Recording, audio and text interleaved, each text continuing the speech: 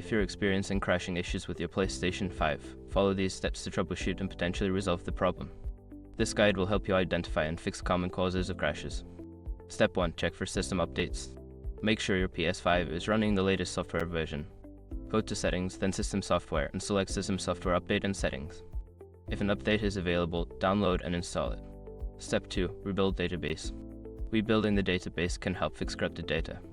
Turn off your PS5 completely, then hold the power button until you hear a second beep. Connect your controller via USB and select Rebuild Database from the Safe Mode menu.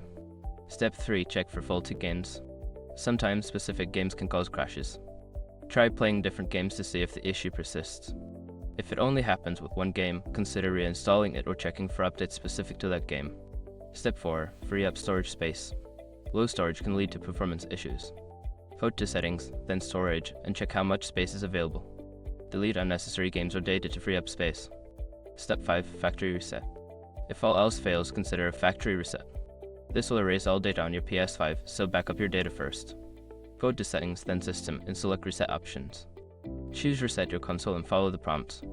If these steps do not resolve the crashing issue, you may need to contact PlayStation support for further assistance.